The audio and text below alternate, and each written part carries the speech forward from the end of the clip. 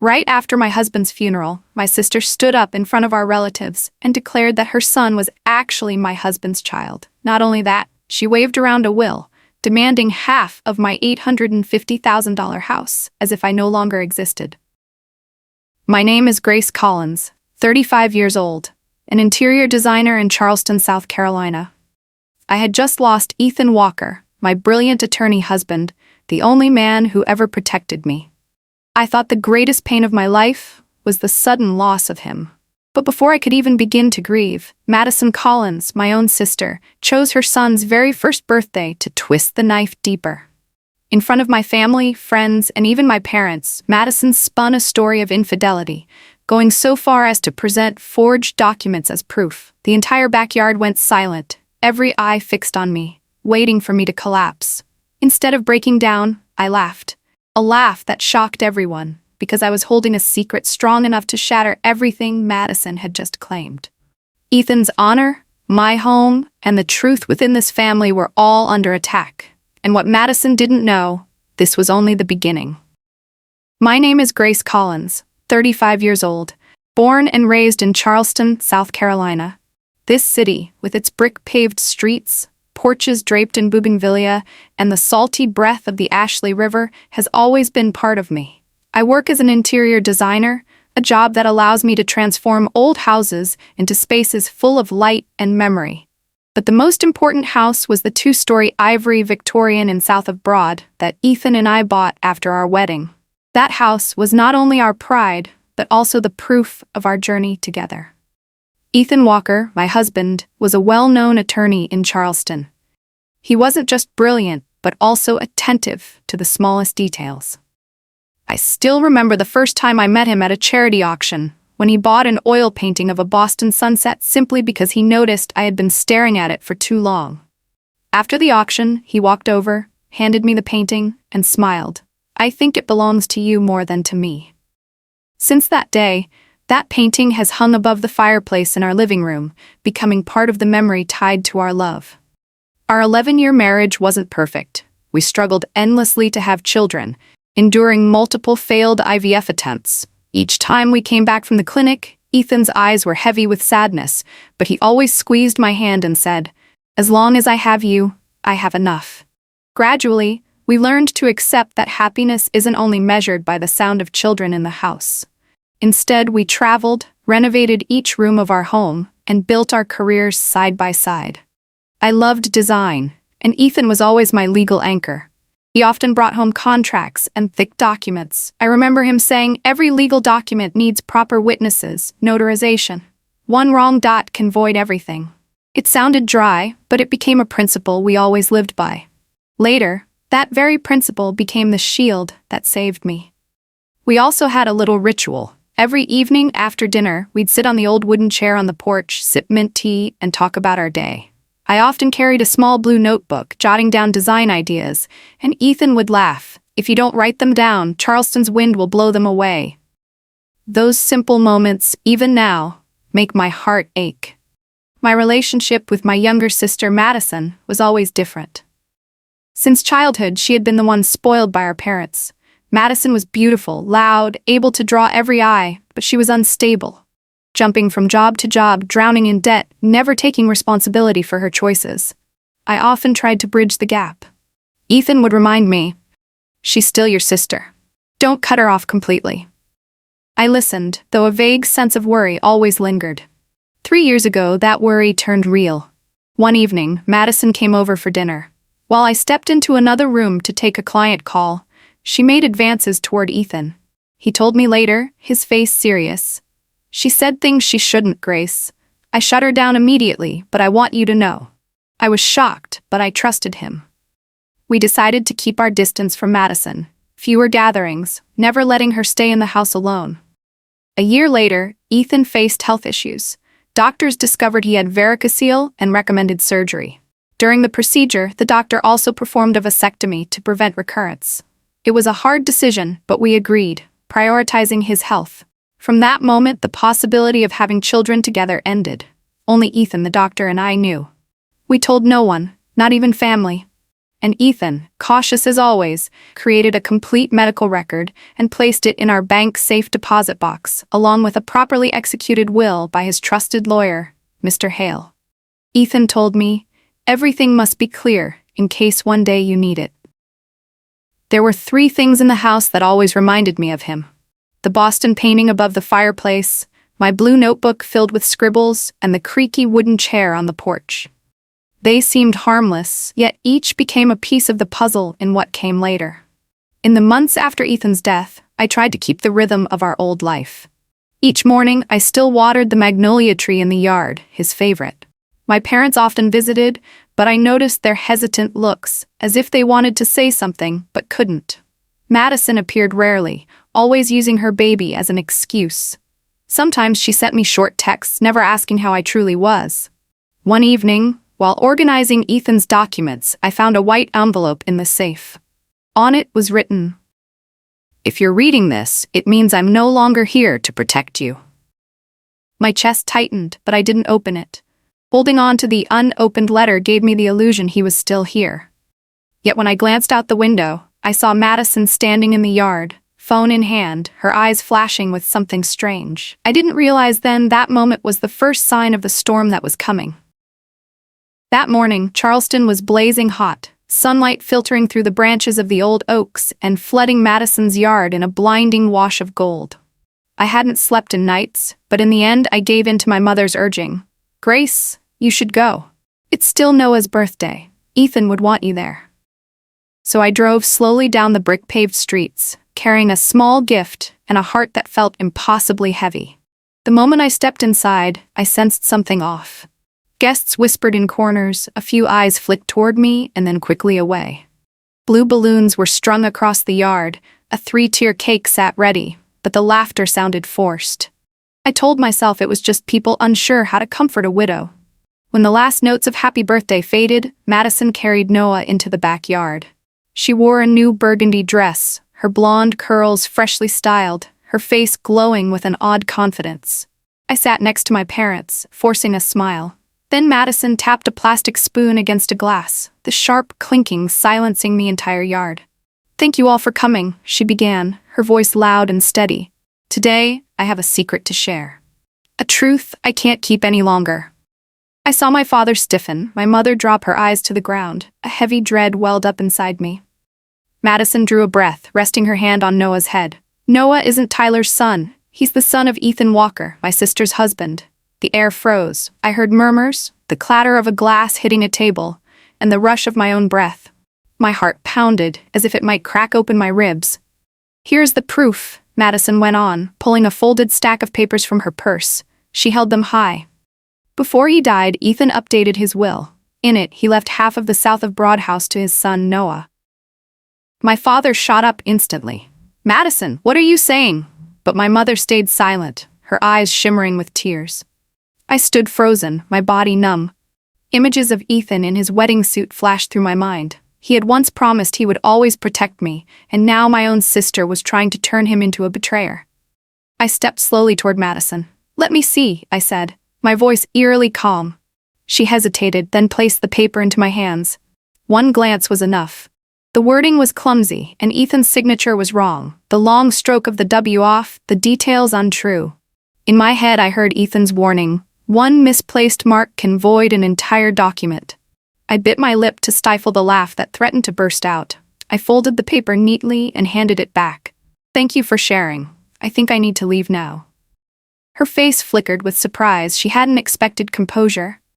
But as I turned away, whispers surged louder around us. The moment I got into my car, my phone buzzed. A new email from an unfamiliar address lit the screen. I opened it, and my chest clenched. Evidence, email, 10:42 a.m.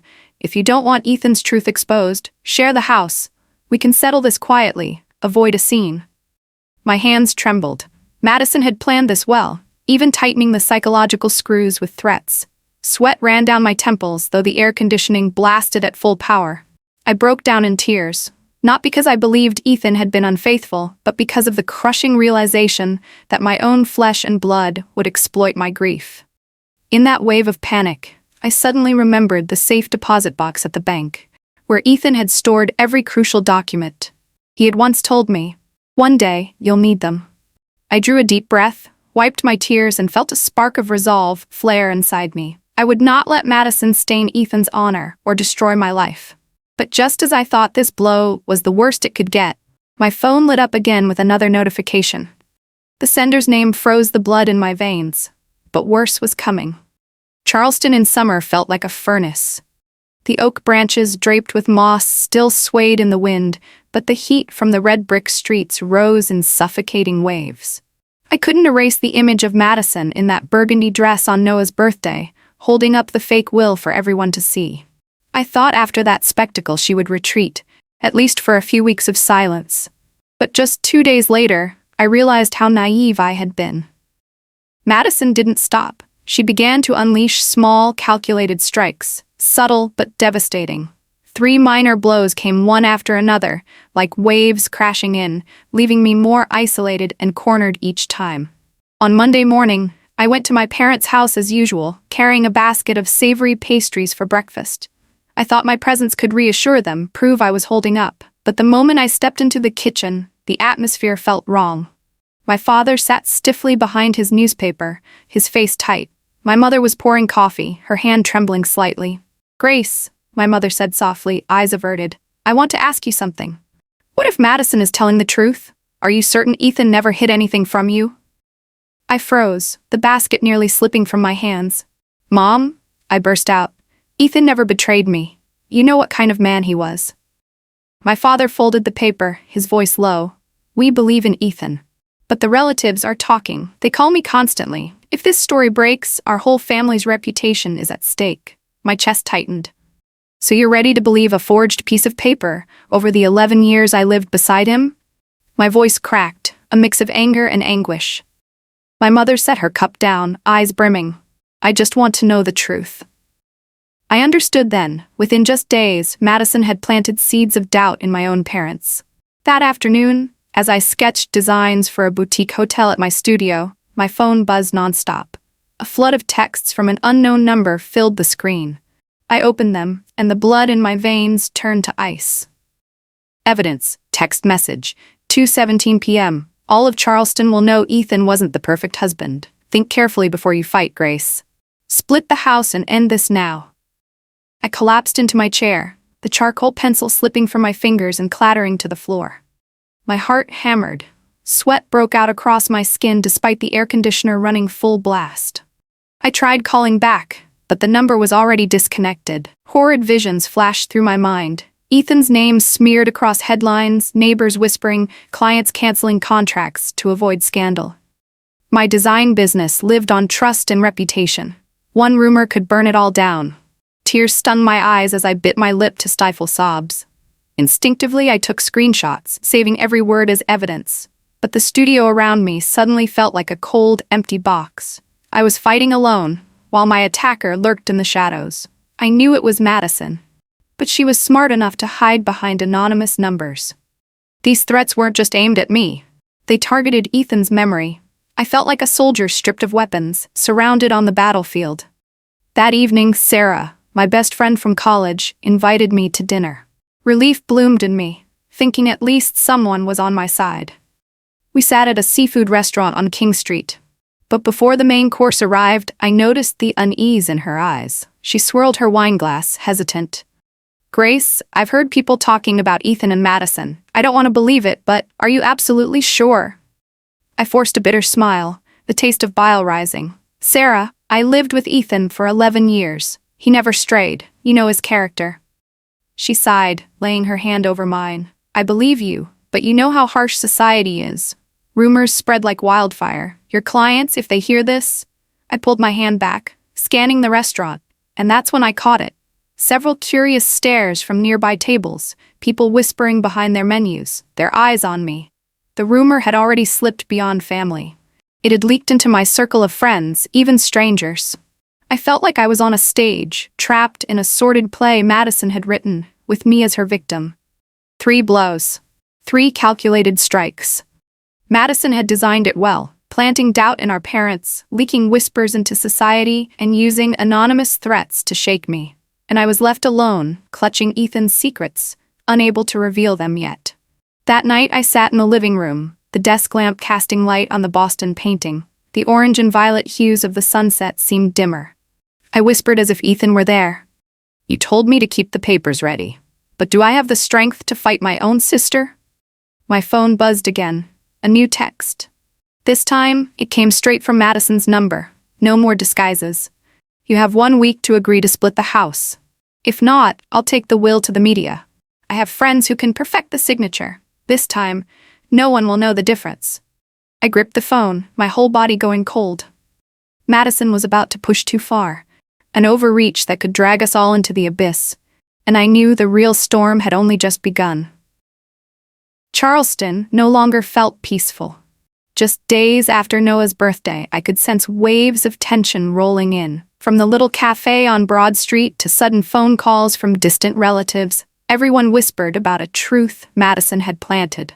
I knew she wasn't acting alone, but it took more time before I discovered the real hand pulling the strings.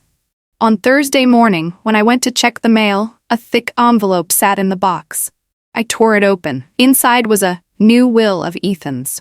The forgery this time was chillingly precise. The long stroke of the W, the period at the end, everything replicated almost perfectly. There were even 2 witnesses listed, their signatures clear and bold. Clipped inside was a handwritten note, messy but pointed. Ethan once confided about an unexpected child. He wanted to ensure the boy's future. I stood frozen on the porch, the breeze from the Ashley River brushing past while sweat ran down my back. Madison had leveled up her scheme. This time, any ordinary eye would believe it. That afternoon, my parents called, their voices heavy. My father said, "Grace, this paperwork looks very real. You need to prepare yourself." My mother added, "Madison said she already has a lawyer ready to file. Don't let this explode publicly. Maybe you should consider compromising, at least for Noah's sake." My throat locked. "Mom, how many times must I say it? Ethan never betrayed me. I can't let anyone smear his name like this." But silence answered me on the other end. That silence weighed heavier than any accusation. I realized my parents, the people who should have stood by me, were wavering. That night, my phone buzzed. An old friend who worked at the probate office had emailed me. His message was brief. "Evidence, email, 9:32 p.m. Attached is the scanned fake will filed by someone named David Kane. This isn't Madison." I opened the attachment, my vision blurring with rage. David Kane. The name wasn't unfamiliar. I remembered Madison bragging once about an ex-boyfriend who worked in graphic design, good at Photoshop, even forging signatures flawlessly. So it was him. He was the mastermind, while Madison played the tragic, desperate single mother. I slammed the papers down on the table, my heart pounding. It was no longer a rash stunt. This was a calculated plan. The next day, my mother came to my house herself. She glanced around the living room where the Boston painting still hung quietly. "Grace," she whispered, "your father and I think you should compromise. Give Madison a share, keep the family peace. You know how harsh Charleston can be. If this goes to court, everyone will talk." I turned to her, my voice trembling with fury. "You're asking me to sell Ethan's honor? To let my sister turn him into a cheater?" Tears welled in her eyes, but she said nothing. She turned and left, leaving me in the cavernous living room with only the ticking of the clock. The loneliness suffocated me. Madison had succeeded halfway, planting doubt even in my family. That night, I sat on the old wooden porch chair. Ethan used to sit here every evening, sipping mint tea, sharing stories about his day. Now it was only me and the hum of cicadas. I looked through the window at the Boston painting and whispered, "Ethan, I'm losing. Even our family doesn't believe me. I don't know how to fight anymore." Late that night, another text lit up my phone. "Madison is just the cover. If you don't agree to split the house, I'll leak everything to the press. We've already lined up fake witnesses. Your time is running out, DK." I read it over and over, each word a knife in my chest. He wasn't hiding anymore. He dared to sign his initials. David Kane had stepped into the light. I collapsed into my chair, tears streaming. In my mind, I saw the nightmare. Dragged into court, pulled into a media circus, Ethan branded a liar while I lost our home, my reputation, and my career. The next day Madison called. Her voice brimmed with triumph. "Sister, the paperwork is flawless this time. You have no escape. Just split the house, do it for Noah. If not, the court will decide. And you know, I'm not alone in this. I could hear her smug chuckle before the line went dead. I sat still, my body shaking. At that moment, I felt I had lost. That evening, I opened the safe deposit box at the bank, the one Ethan had once called his emergency kit. Inside, everything was intact. The legitimate will, notarized and signed by 2 colleagues. The medical records confirming Ethan's vasectomy, his journal recording each time Madison crossed the line, and the handwritten letter. If you're reading this, it means I'm no longer here to protect you. Use truth and the law to defend yourself. I sat in the silent bank room, tears slipping down my cheeks. And in that moment, a spark broke through the despair. I realized I wasn't empty-handed. I had legal documents, medical proof, Ethan's journal. I had the law on my side, if only I was strong enough to wield it. I folded the letter tightly, my heartbeat steadying. Madison and David believed I had crumbled. But they didn't know Ethan's meticulous foresight had armed me with the sharpest weapon. And at that moment, a clear thought crystallized. I would not just defend. I would strike back. I would take revenge, using the very rules and lawful records Ethan had left behind.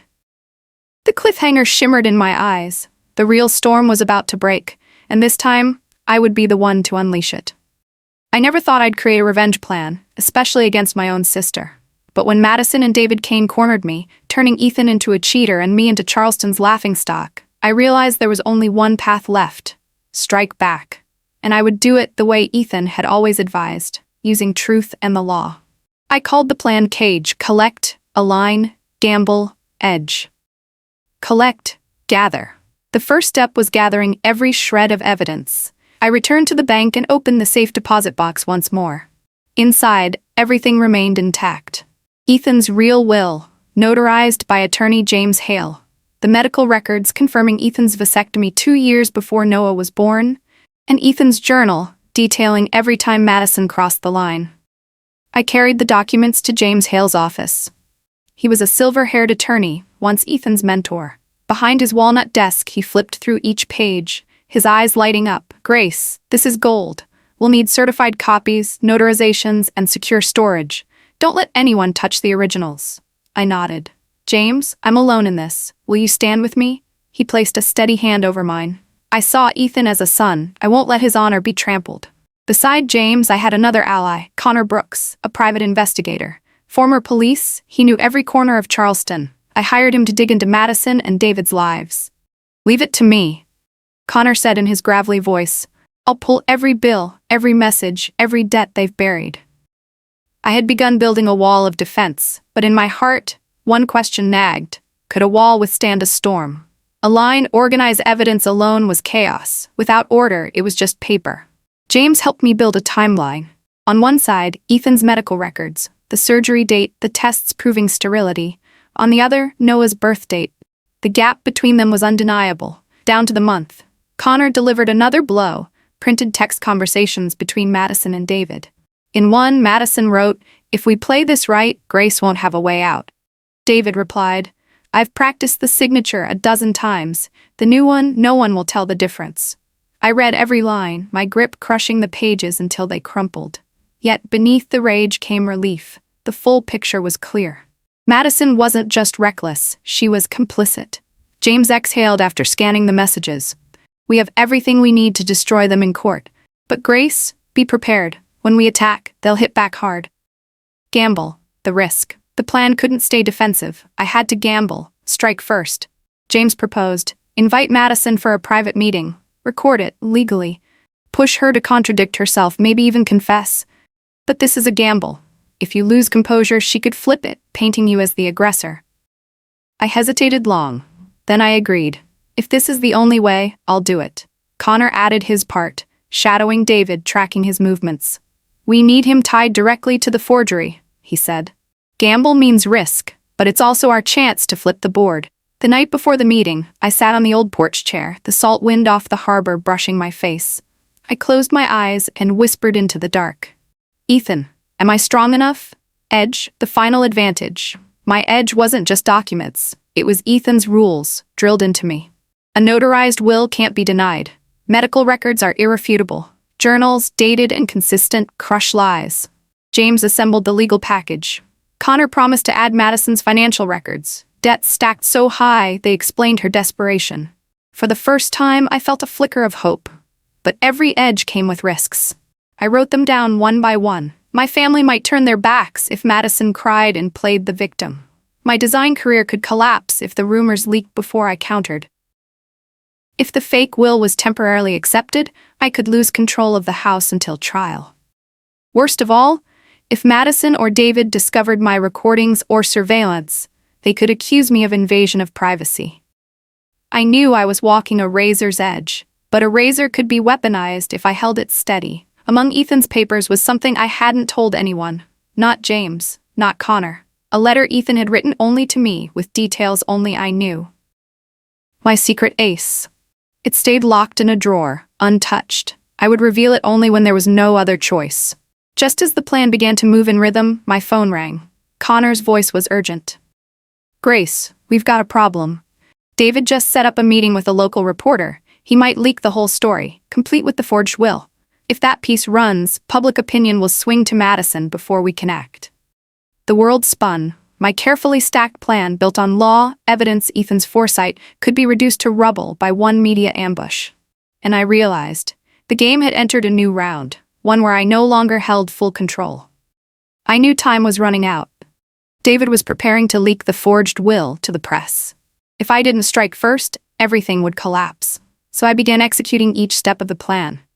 Ethan had once told me, "No battle is won with emotion, only with strategy." I clung to that truth, one step at a time. On Monday morning, James Hale and I went to the bank and secured every key document. Ethan's real notarized will, his medical records confirming the vasectomy, and the journal logging Madison's boundaries crossed. We made digital copies, added e-signatures, and placed the originals back into the safe deposit box. James's tone was stern. "If they leak anything, we'll counter with this file immediately. But Grace, don't let any copies slip into their hands." I nodded, gripping the papers as though they were my lifeline. Back in James's walnut-paneled office, he laid out the plan. "We'll send Madison an official legal warning, declaring any attempt to forge Ethan's will a criminal offense. At the same time, I'll prepare civil and criminal filings. But first, we need one hard blow, evidence that rattles her." I looked at him, eyes firm. "If that's the only way, I'll do it." Connor Brooks didn't disappoint. 3 days later, he arrived with a thick folder. Inside was Madison's financial history. Over $70,000 in credit card debt, 3 payday loans, and an eviction notice. Even worse, he had followed David and snapped a damning picture. Evidence. Photo, 6:47 p.m., David Kane handing a USB to a Charleston Daily reporter outside a Riverside bar. The photo chilled me. Connor's voice was rough. "If that USB gets published, the public will swing their way. We have to act now." James suggested I invite Madison for a private meeting. Let her contradict herself, maybe even confess. But Grace, keep your composure. One slip, and the recording backfires. That afternoon, Madison came to my house. Dressed in black, fully made up, she entered the living room with a smirk. I placed the recorder on the table. "We're recording this for fairness," she shrugged. "Your choice." The conversation was tense. I asked, "Can you recall when Ethan told you he'd provide for Noah?" Madison hesitated, muttering about a night at a downtown hotel, but failing to remember the date. I pressed harder. What name did he book under? What card did he use? What did he order from room service? Madison fumbled, dodging. When I laid out Ethan's medical records, proof he had been sterile 2 years before Noah's birth, her face went pale. "These could be fake," she whispered, but her trembling voice betrayed her panic. The very next morning, James sent Madison a formal legal warning, complete with copies of the evidence. It stated clearly, if she spread false claims again, we would sue for forgery and fraud. At the same time, Connor delivered more proof. Hospital documents showing Noah had been registered under Tyler's surname at birth, only later changed to Collins. A detail Madison had hidden carefully. For the first time, I felt light breaking through the tunnel. But then came the hardest blow yet. Friday morning, Sarah, my best friend, called in a panic. "Grace, have you seen the paper?" I rushed to the cafe on Broad Street and yanked a copy of the Charleston Daily from the rack. There it was on the front page, secret will, Attorney Ethan Walker leaves estate to love child. Beneath the headline was an image of the forged will, accompanied by commentary from a so-called closed source. My hands shook, the room spinning. Weeks of careful work collapsed in a single media strike. To the public, Madison had already won. My phone buzzed endlessly. Clients canceling contracts, colleagues calling with hesitant voices. I sank to the floor, tears flooding. It felt like everything was crumbling. James rushed over. He set his hand firmly on my shoulder. "Grace, breathe. This is tabloid trash. If we move quickly, we can turn this into an advantage." Connor added, "We caught David handing off the USB. That's proof he's the leak. If we go public, they'll be exposed." I inhaled deeply, wiped my face, and steadied my voice. "If they use the press to destroy me, I'll use the truth to destroy them. We release the evidence now." That night, as I organized the counterattack file, my phone buzzed again. An email popped up from an unknown address. It held just one chilling line. "Grace, if you go public, we'll reveal Ethan's final secret. A secret you've never known. DK." I froze, staring at the screen. Was there something about Ethan I didn't know? Or was this just another of David's manipulations? Inside me, fear and resolve collided. The war wasn't over, and I knew only one move remained, one last move. The court date at Charleston County came faster than I expected. The rumors, the forged will, and the tabloid article had swayed public opinion almost entirely to Madison's side. But I was no longer afraid. Ethan had left me everything. Now it was time to bring the truth into the light. In front of the judge, the attorneys, and my family. The courtroom was wide, with high ceilings and light streaming through the old windows. Madison sat across the aisle, business suit neatly pressed, face carefully made up, the picture of a poor victim. Beside her was David Kane, smug, his eyes locked on me as if victory were already his. The judge struck the gavel. "Proceed." Madison's attorney rose. "Your Honor, this is the latest will of Mr. Ethan Walker, clearly stating his intent to leave half his estate to his illegitimate son, Noah Collins."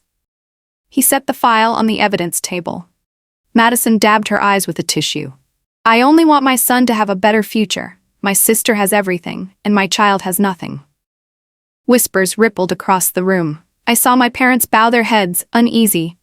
All eyes turned toward me, the widow accused by her own sister.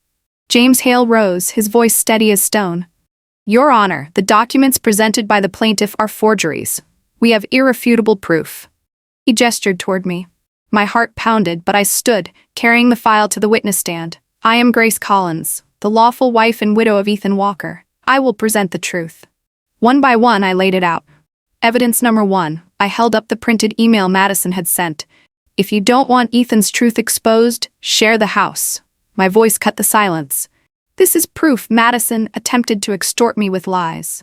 Evidence number 2, I displayed the anonymous text. "All of Charleston will know Ethan wasn't a faithful husband." Then I added, "This phone number is tied directly to a SIM registered under Madison's name." Evidence 3, I pointed to the email from the notary's office. A forged will was filed by a man named David Kane. I declared, "This is Madison's accomplice. He filed the fake documents."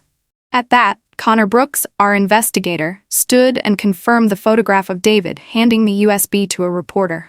Evidence number 4, I held up that very photo. This man supplied the forged will to the press, intending to sway public opinion and force me to surrender property. The courtroom fell silent. Madison's face drained of color. David's jaw clenched. I drew a breath and reached for the final envelope. And this is what Ethan left for me. A handwritten letter, signed and notarized for handwriting verification. I opened it, my voice trembling but firm. "Grace, if you are reading this, I am no longer by your side. I had a vasectomy for medical reasons. Anyone who claims to have a child by me after this is lying. Use the truth to defend our honor." The courtroom erupted. My mother covered her mouth in shock. My father glared at Madison. The judge banged the gavel. "Order. This letter is notarized and handwriting verified. It is decisive evidence." James pressed on. "Madison Collins and David Kane colluded to forge a will and spread false claims for financial gain. This is criminal fraud." Connor added, laying down more files. "Here is Madison's financial record, tens of thousands in debt. This is the motive." Madison's face went chalk white. "No. I just wanted my son to have a home," David sneered. "Don't play the victim, Maddie. You told me to do it. I only handled the technical part. The room exploded with whispers. Madison whirled toward him, shouting, "You betrayed me!" The judge slammed the gavel again and again. Order. Finally, the ruling came. Based on all evidence, the court rejects the forged will. The estate remains fully with Grace Collins, the lawful wife of the late Ethan Walker. Furthermore, this case will be referred to the prosecutor for investigation of forgery, extortion, and fraud by Madison Collins and David Kane. Madison collapsed into her chair, eyes vacant. Security moved in, snapping cuffs on David for filing fraudulent papers. Madison sobbed, reaching toward our parents. "I only wanted fairness. I have nothing." My mother turned away, tears streaming. My father stood tall, voice cold. "Fairness is not destroying your sister and slandering Ethan's name." I looked at Madison, my heart aching, but also calm.